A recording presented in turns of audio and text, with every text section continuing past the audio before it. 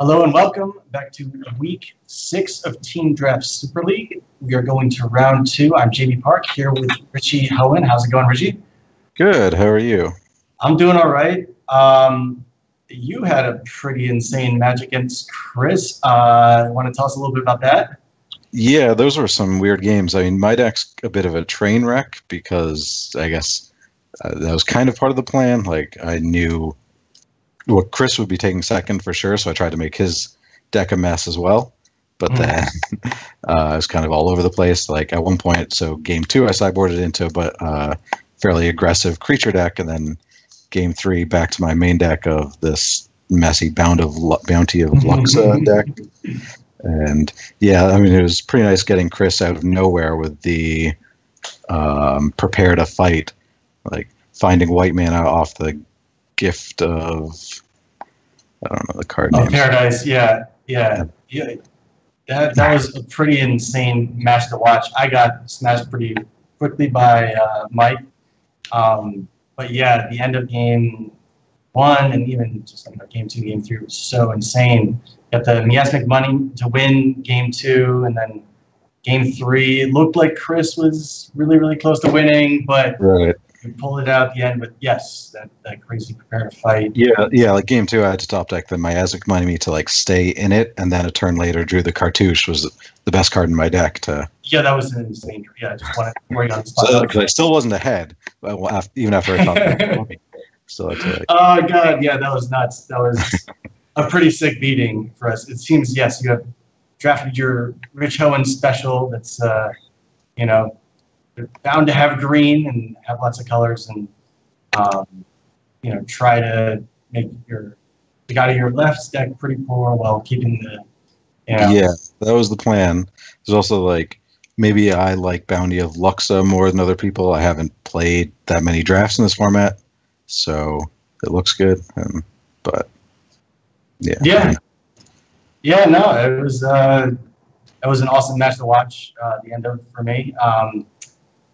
So now, gamers helping gamers, we are down 0-2, and we are facing elimination. So our backs are up against the wall. Up next, we're going to be watching Johnny Magic against Mike Hron. I think we have John's got a green-white, pretty good curve, pretty good aggressive deck. And Mike Hron's got a blue-white sort of ground stall evasion, deck with some decent embalm creatures. How do you feel about this matchup for you guys? Yeah, I mean, it seems like the kind of matchup where Mike's deck will be pretty good. He's good at stalling the ground with making a bunch of tokens, although John does have the 3 Gust Walkers, which do a good job of getting through that. He's got 2 Mighty Leaps, too. He's got, green, white, lots of tricks. Mike's deck looks real solid. He's got 2 Aketra's Monument and a pretty good curve of creatures with Trial of Solidarity and the white cartouche. And 2 Aketra's, just the 2 monuments. So it sounds like, he can sort of go wide, where I think John is trying to curve out with, like you said, he's got Gust Walkers and some decent tricks. Yeah, like you could easily go both ways. Like John has some pretty big creatures, like the 2 4-mana 4/4s. He can definitely just get ahead and stay ahead with all his combat tricks. But if Mike's able to stall the ground, then he should be able to win pretty easily. Like if he can get his combos going with either 2 monuments or monument and procession, make a lot of tokens, and then hit big with the trial. Yeah, I agree. It seems like it's going to be. It might just come down to whether or not John can keep Mike on the back foot long enough. If not, then Mike can just sort of establish a good enough defense and sort of fly in for the win. There should be some interesting games. Yeah. They actually do have just a similar number of flyers. Like John has the 3 Gust Walkers, Mike has only 2 Aven Initiates, although one of those kind of trades with 2 Gust Walkers. Right. I think John's Tapper is going to be big here. He's got the only Fan Bearer in the matchup, and that's certainly important when there's like lots of little creatures that don't really matter, and then a few big creatures that do really matter. Yep, Also, John's got 3 Gust Walkers, and he's also got 1 Attendant for Flyers. So he can evade a little bit. oh, the Dusk Dawn looks really good in this matchup. The Dusk Dawn murdered me. So in my games, the first one was pretty tight. I curved out with Doom Center into Defiant Great Maw, but he battled back. The second game, I curved out quite well, but he just Dusk Dawned me and like two for one me on my like 2 awesome big creatures, and then got back like 2 or 3 of his own guys, and it was just the most insane swing. So Dusk Dawn was huge in our matchup. Yeah, just against the green decks, it seems like it's always insane. Yeah.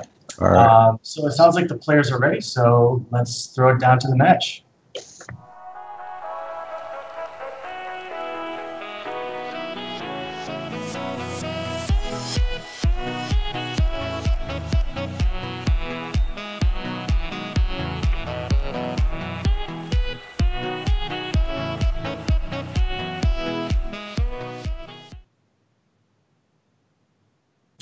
Welcome back to Team Draft Super League, Week 6. Chris, no, well, I guess the names are wrong. John Finkel against Mike Hron. What do you see with their opening draws here? Well, it looks like Mike's going to have to mulligan because this would be pretty. I guess he does only need 1 land to function, but yeah, it's pretty greedy to keep this one. Whereas John's, I guess Mike's on the draw, so he kept it. He does have the Cartouche and Trial combo, so if he does find a couple lands, he's in pretty good shape. Whereas on John's side, he has a really good curve here. And he has black in his deck? I thought he was just white-green. He's got black for just the... a final black, reward? Yes. Okay, with reward. Evolving Wild. I see. Exactly. Yeah, it looks like John has a decent curve. Can't see his hand right now, but it definitely looks like a decent curve. Yeah, if you can find the forest. If Mike draws 1 land, he can sort of fend off for a few turns. And yes, he does have Trial and the white Cartouche, which is extremely powerful. So there's definitely some payoff there for him if he does draw a few more lands in the next couple of turns. Yeah. So here we go for John. John also is in need of a green source, so he's going to be looking for a forest in the next couple turns so he can curve out into the on-crop champion. Yeah, and the Oketra's Attendant is a fine draw to help him do that. Obviously, he'd rather just cast it, but yeah, if he needs to cycle it to find a land, then so be it.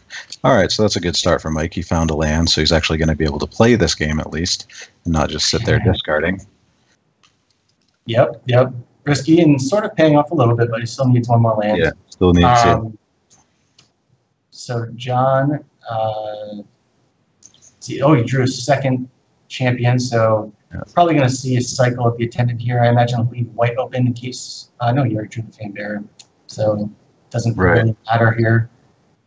Yeah, because he could find his Jeru's Resolve, but yeah, this game looks like it's really going to come down to a race between who can find the, their relevant land first. Mike really just the 3rd land, or John.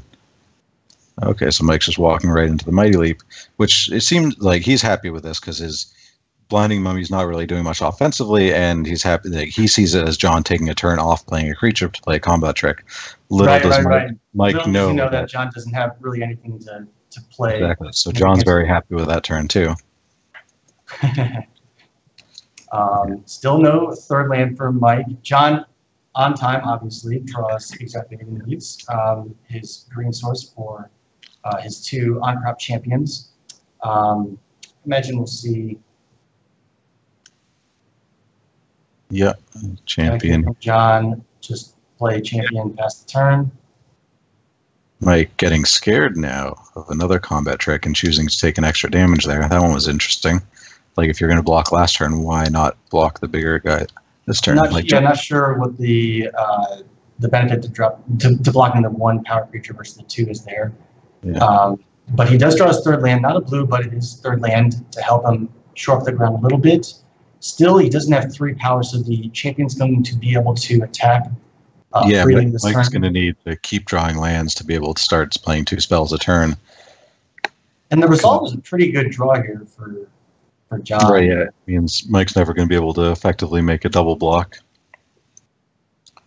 And John, while he would have liked to draw a 5th land, in the next couple of turns to play the attendant, he's still totally happy playing the champion.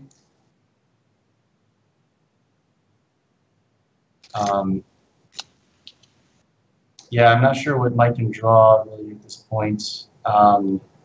Well, so his plan's probably going to be to make a 3/5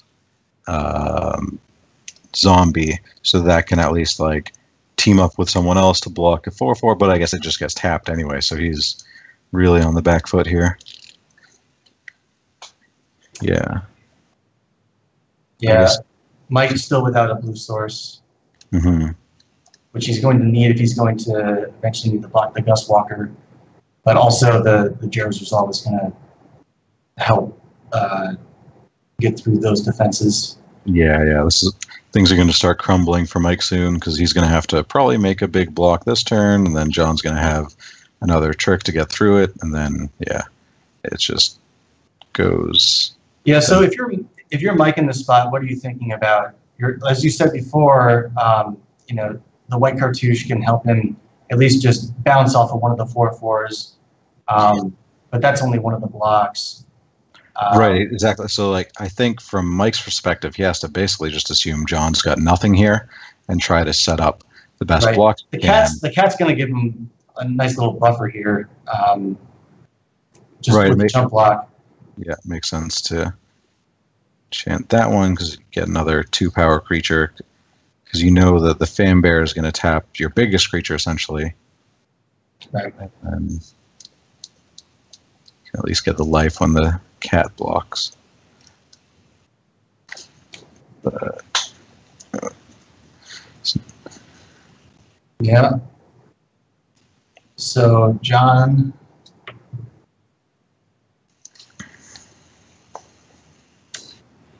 Yeah, John's thinking about if he wants to develop his board further, try and... Right, or if he wants to tap before he attacks.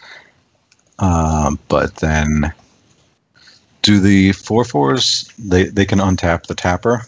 He can go tap something, untap it by exerting the 4/4? Is that how that works? Yeah, okay, it does. So he can tap 2 things, so John's trying to figure out if he can kill him this turn. So he exerts both, okay. Yeah, well, exerting both is kind of insane because they both untap each other. So then he gets to double exert again the next turn. I see. So John is kind of going off here with his green-white uncommons. Yeah, Mike's kind of stuck. Not every day you see a double on-crop champion in play.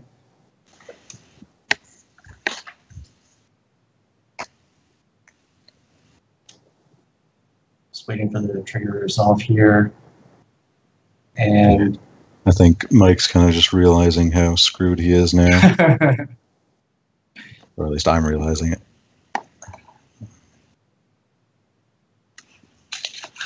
I don't know who we're waiting on. Well, yeah, I think just, I don't know, yeah, just the triggers resolving. Yeah. John can either choose to tap before blockers or just hold it up for the end of the turn, which I imagine he'll do, gives him access to a lot more mana next turn. Although by not tapping 4 blockers, Mike's going to make that obvious triple block. He has to. Right. And so it means that John now has to use his Jeru's Resolve to save one of his creatures. So, which is still good. He gets to kill 2 creatures, but he could have kind of stopped Mike from making this block entirely if John wanted to tap another creature. Right, it would have meant Mike had the option to chump block or take 8. Yeah. I wonder what John had in mind. Probably looks like the Jeru Resolve, which also prevents the Sacred Cat from gaining Mike life. That's true. And he keeps his board full of 4/4s. Yeah, really, there was no kind of running answer for John. There's no can be very Right, hard right, to find right, a way to right. lose this game. All right, so Mike plays the initiate and passes the turn. Yeah, John draws fifth land. He can play the Mike's just dead on board, right? John can tap 2 of his creatures, and then he takes 7 from the other 2. Oh yeah, Dobbs. Right. Yeah. Ooh, Dobbs.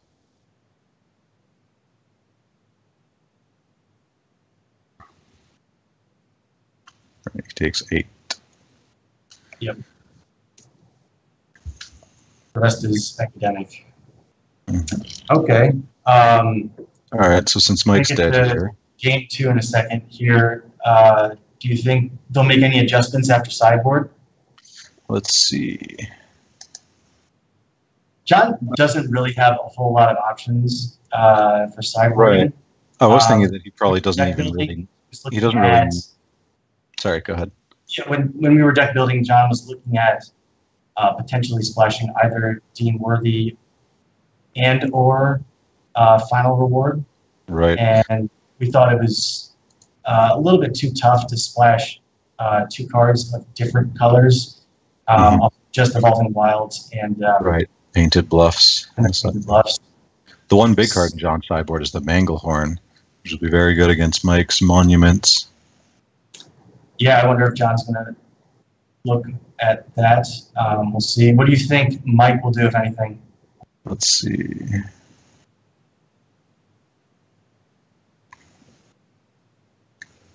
I mean, based on how that game played out, Mike probably wants to get a little faster, but I mean, obviously it helps just that he's on the play in this game. I don't really see. Yeah, being on the play, one card that seems possible is in a catcher's name if he wants to. Yeah, I mean, that looks like the only real like strong Mike's possibility. Anyway. Yeah. Both players are kind of at their limit. They put together a presentable 40-card deck, but not too many options outside of that. Right. Yeah. And the official name does seem reasonable because there are going to be a lot of combats, like just white-green against white-blue creatures.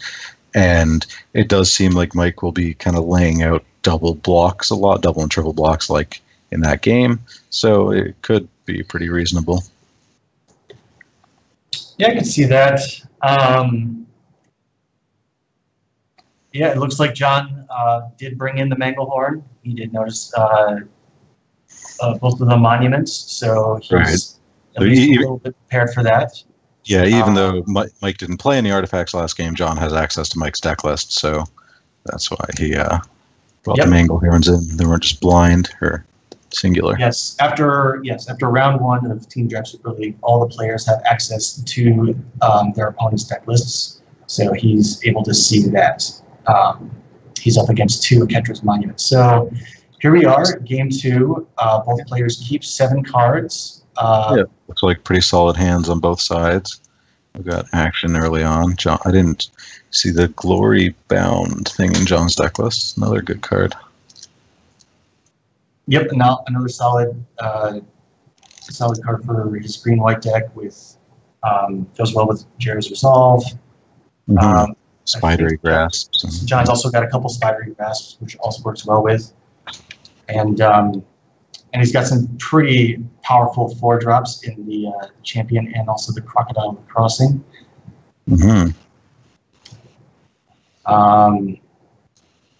And there's a monument, and John did draw the Manglehorn.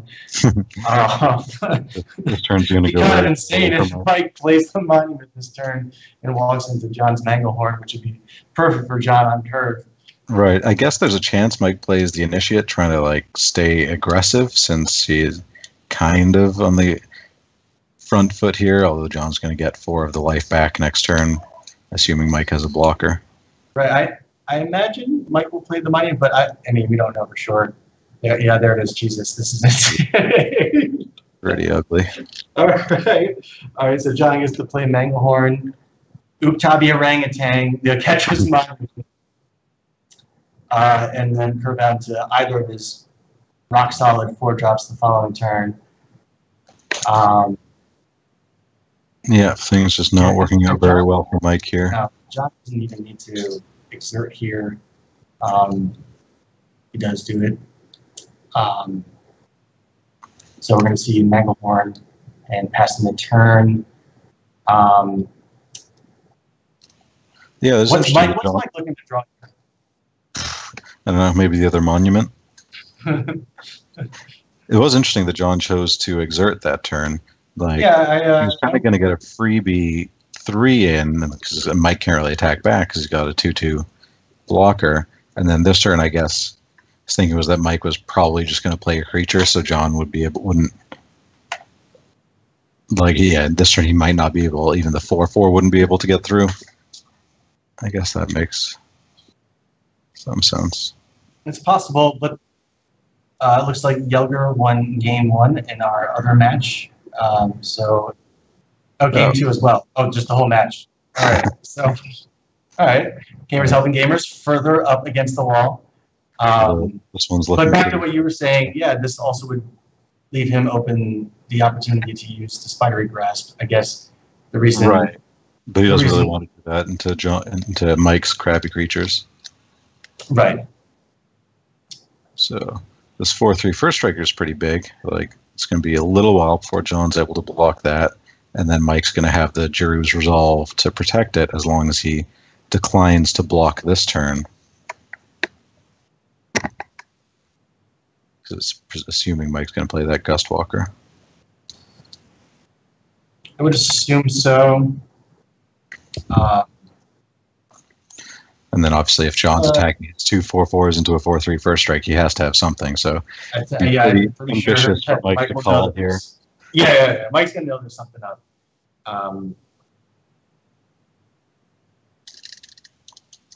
So we'll see how Mike decides to block here based on how exactly John attacks.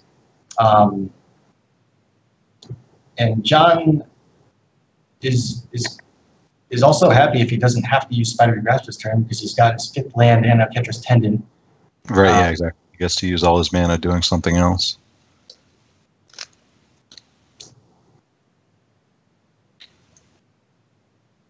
But it's also, John has to think about whether he wants to broadcast a trick with his attack. And it looks like he does. Is he going to exert both? Interesting.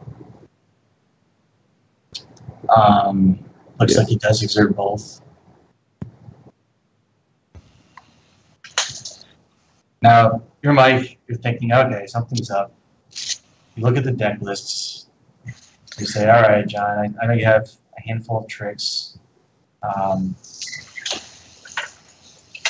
Right, so then at this point, you have your own trick in hand, right? You just want to take it this turn and then plan to block next turn.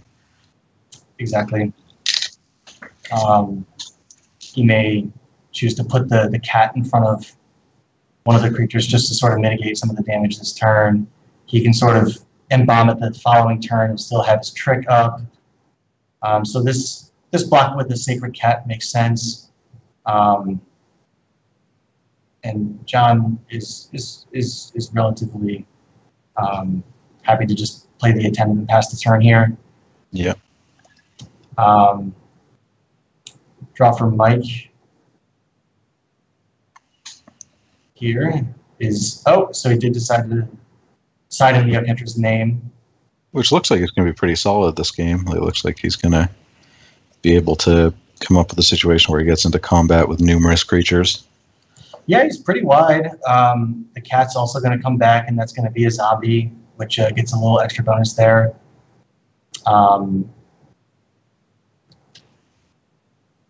Yeah. You can also just attack with the Unwavering Initiative here pretty freely. All right, he's definitely going to do that. I think he's considering whether he wants to offer the trade with the Gustwalker, which isn't the best trade because Mike just gets to, or John gets to flash his guy back next turn if he so chooses. But I guess Mike can use Ketra's name if John were to block. But kind of both players see themselves as the aggressor here.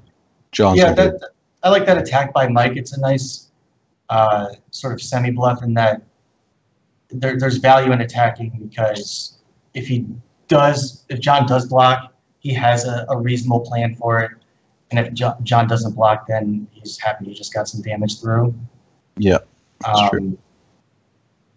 So I imagine we see Embalm Sacred Cat here from Mike and probably passing the turn. Mm-hmm. Right, yeah, he is going to eventually cycle that lay claim because it doesn't seem like he's very likely to get 7 mana. He's a little ways away from doing that. He's maybe considering doing that now before doing that now, just deciding how he wants to play it the rest of the turn. Yeah. That's interesting. So, yeah, he decides he is going to cycle the lay claim instead of flashing back the cat this turn. And John draws what looks like a pretty solid card for him right here. He gets to play the Crocodile of the Crossing, put a -1 counter on the Manglehorn, which is not really all that useful for him right now. And he gets to get in. They just think they're going to trump each other with their Jeru's Resolve. Yeah, the Jeru's Resolves are going to sort of bounce off each other here, and John's going to get Attendant probably flying through for 3 in the Quarterbound Initiate. Right. Maybe And then, maybe just get through. Either the Crocodile or the Initiate will hit. Right.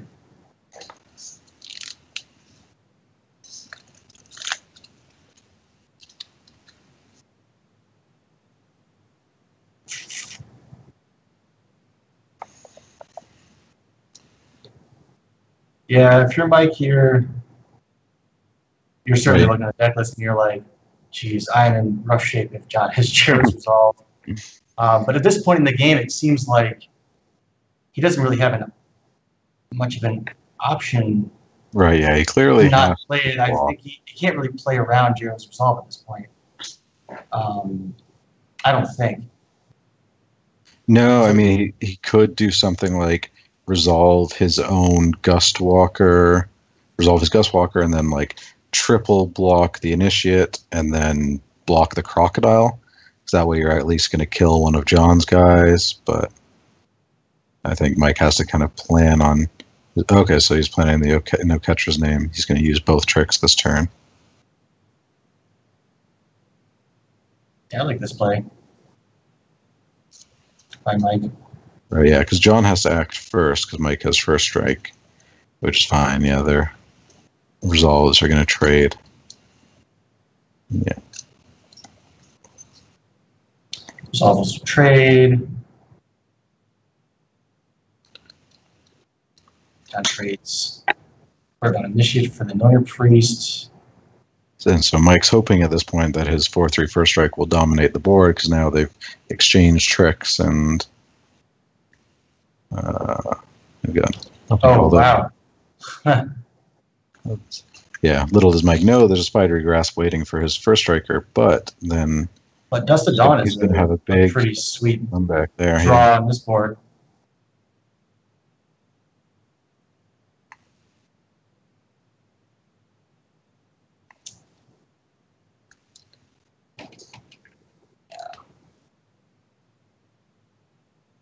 So let's see here.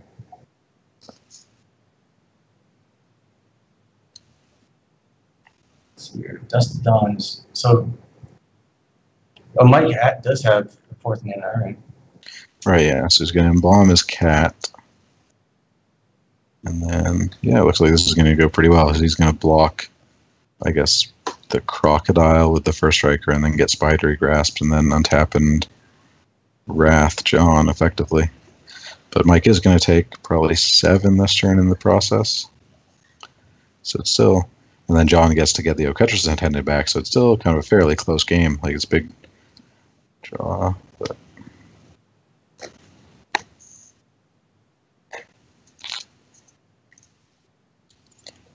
Yeah, wow.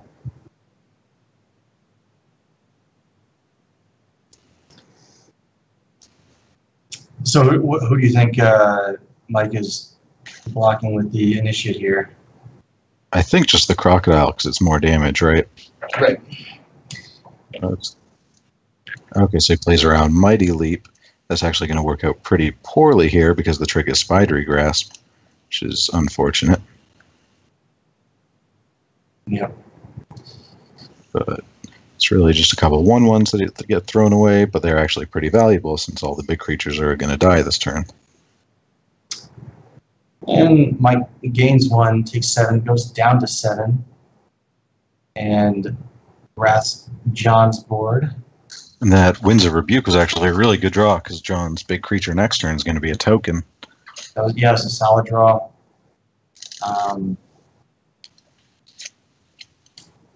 And before that Gustwalker draw, it almost looked like the board was the game was at almost full parity. Race. Yeah. Yeah, but although Mike was the Anointer Priest in the graveyard too. Anointer Priest in the graveyard, Unwavering Initiate in the graveyard also for Mike. And I guess Dawn doesn't really get much back for him, but.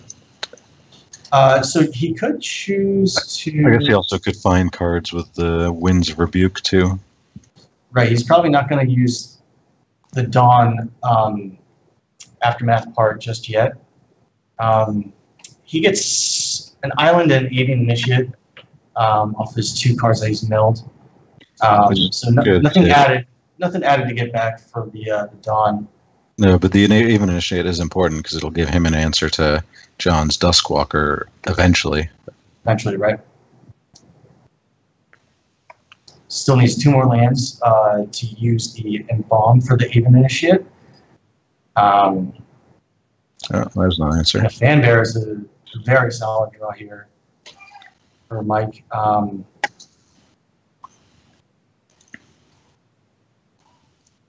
So Mike will probably attack with his own Gustwalker. Right. So they can't really block each other, offering the trade, which John is certain to decline.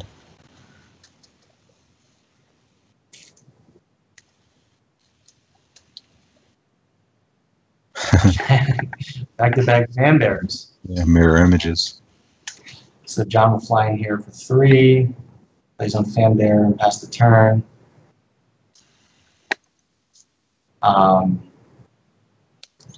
Still looking solid for Mike because he's gonna, he can flash back creatures instead of tapping now. Yeah, he's still, even if he draws an Ace of Spades, he can still bring back some Unwavering Initiate. He's got his 6th land, 1 land. Ace of Spades, pretty good card.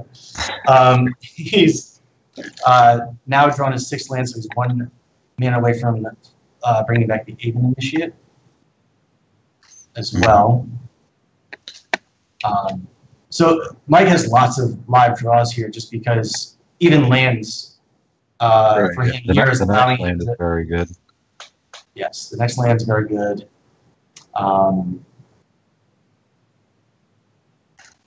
Here he's sort of got the choice between bringing back the Initiate or just keeping back the Fanbear to tap.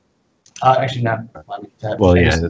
He could tap down John's Fanbear. Yeah, exactly. Like you can kind of have Fanbear advantage, but it's probably not worthwhile because he also gains a life by bringing back the Initiate. Like it's not worthwhile on the turn that Gustwalker's tapped because Mike has to just try to race here, and he is on the ahead in the race as long as kind of the board stays stable. Right.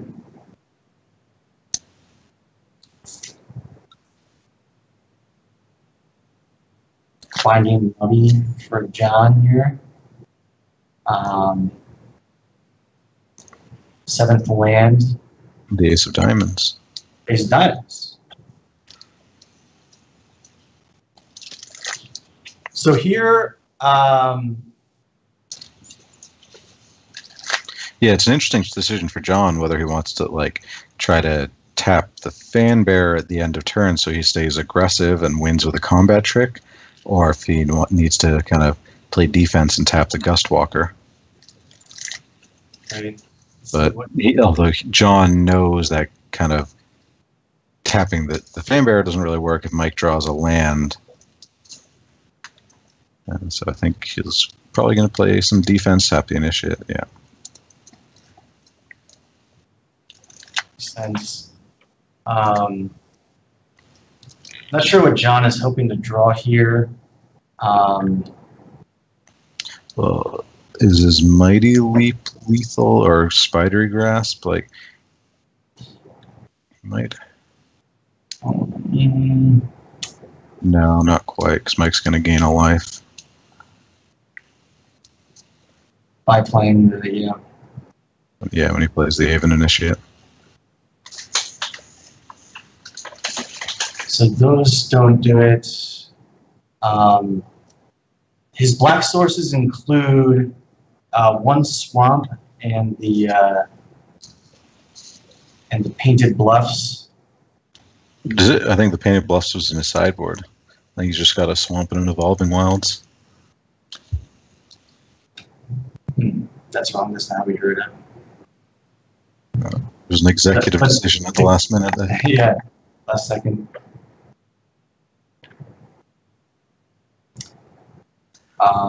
Yeah, it's going to be pretty tough for John here. I mean, Mike's just So yeah, I bringing think back all of his John guys from the graveyard, gaining life in the process with the Anointer Priest. right. So yeah, John's basically playing in a way that lets him win by drawing Spidery Grasp next turn. I think he realized that that's basically his only out. That would have been good. 2 turns ago. Yeah, John's playing to his outs here. He's got looks like 2 Mighty Leaps and 1 Spidery Grasp he can draw. Yep. And so Mike knows that too, so he's trying to figure out if he can still kill John next turn without attacking with the Haven Initiate. So he could just attack with a 3/2 flashback Dawn and pass. That might be the safest play. But then he still dies to... I don't think there's anything you can do to play around Spidery Grasp. Is that right? No, yeah, okay, so the Dustwalkers exert it, right. So, Spidery Grasp... No, yeah, if he leaves the Haven Initiate back... If he does leave the Initiate back, he can. Yeah, because when John goes to combat, he taps the Mangle Horn. It depends on if he attacks with the... No, that wouldn't play around it. No, I don't think you can play around Spidery Grasp, right? Because if John just goes to combat... If he attacks with the Initiate and it's tapped, then John can tap down Mike's Fanbearer, Spidery Grasp, and attack for the win, no? Yeah, or like if John does draw a Spidery Grasp and he just goes straight to combat, Mike isn't going to tap anything, right? He just lets the Manglehorn attack. Oh, the Manglehorn's dead now. That's interesting. Because now John, I don't think, has any outs. Now he doesn't. The Haven Initiate is back on defense, and I don't think John has any outs. Yeah, it was weird that he blocked there, because if he doesn't block, then he has an out. Because then, like, if John just declares combat, Mike's not going to tap anything, right? If he has Manglehorn in play? Probably not. So then he just attacks with the Manglehorn. Oh no, the Spider Grasp doesn't give it flying. You would need to, yeah, Mighty Leap would. So yeah, Mighty Leap it and then tap Haven Initiate. But it was a moot point, and we're going to game 3. Right. I like how Mike closed out the game here. He played around pretty much all of the outs that John had there. Yeah. Yeah, that was very well played by Mike. All right, well, looks like we go to game 3 here. Be nice to have 1 win. Yeah, I think we got swept in our match a couple weeks ago, or almost. So I don't know how it feels. We didn't get 5-0. We're still at risk of getting 5-0 here. So it's live. Let's try it. It is live. It is live. Hawaii 5-0. Nothing more embarrassing than Hawaii 5-0. And we are at risk. Okay, so you ported out one of the grasps. Ooh, for the Haze of Pollen, I was thinking that might be good against Mike's. Yeah, multiple combat tricks and Trial of Solidarity. Right, and now John saw Inaketra's name. I think he has slightly more incentive to side in Haze of Pollen. Mm-hmm. That makes sense. So John going down to 1 grasp and 2 leaps. And did Mike do anything differently here? Doesn't look like no. Yeah. How has Dust to Dawn been for you? Have you played with that at all? No, I don't think I've ever cast it, but I've theorized about it. I've had it in my deck. I've seen it drafted a handful of times, and it's mostly looked like, not great. Mostly don't play it, or sometimes play it or side it. But it seems like it's phenomenal in Mike's deck. Yeah, I mean, it seems better than that. I think I would basically always play it, maybe sideboard it out against another small creature deck. But against any green deck, it seems awesome. And most white decks. Against green, it's phenomenal. Yeah. And most white decks, you'll have a bunch of creatures to get back on the backhand, but it's really just kind of a one-sided card. Looks like John is up against it here. I'm not sure if he kept on top or not. Mm-hmm. We'll see. He mulliganed to 6, and we got no second land. So not sure if we're gonna have and so it turns out that John kept his mulligan to 6, as he should have, and scry 1 he puts to the bottom, and we don't have land 2 on on turn 2 or 3. So it looks like things are grim for Gamers Helping Gamers in week 6 of Team Draft Super League here. Although Mike's not really putting the pressure on with his cat and monument, like he's gonna kind of snowball over a few turns. But if John drew a plains there, then the Glory Bound Initiate could kind of gave him enough life for him to stabilize with his other big creatures. I mean, that's not really taking the Dusk to Dawn into account, but yeah, since he just bricked on lands, he's going to be dead in a couple turns. Yeah, I agree with you that the Glory Bound Initiate would have been a nice out for him had he drawn lands, because it gives him the ability to sort of lifelink and claw back from behind. But John's just bricking on 0 planes here. Yeah, this is unfortunate. And he's going to have to discard here. Man, really, really going down. Boy, so it's going to be on. I think I'm on camera next. So it's all up to me to not get Hawaii 5-0'd. Oh, pressure, Jamie Jesus. Against me. You can probably beat my deck. My deck's pretty bad. I think I'm playing against Yelger, actually. Oh, did I? Am I misreading? Even better. I haven't seen Yelger's deck. Yelger's deck, I'm sure, is insane. I think he's the only red drafter at the table. Right, yeah. His deck's I had some insane decisions. I thought I'd put him into green. I passed him like a pretty, what was the third pick? Crocodile Crossing, but he did not take it, and looks like he's got a pretty solid red-green deck. Right, yeah, he kind of passed the hook 1 along to get John into green, and then followed it himself. But yeah, Younger, well played. As Mike sinks his claws into Johnny 0 spells magic. Oh no, he cast Fog. That's a pretty good spell. He cast Fog. Yeah, I was wondering why John wasn't lower than 17. Yeah, that's sad. Yeah, sad not to see Magic Game 3, but I don't think John did anything wrong there. I think you have to keep that hand of 6 and yeah, exactly. That's going to happen sometime. That's going to happen sometimes.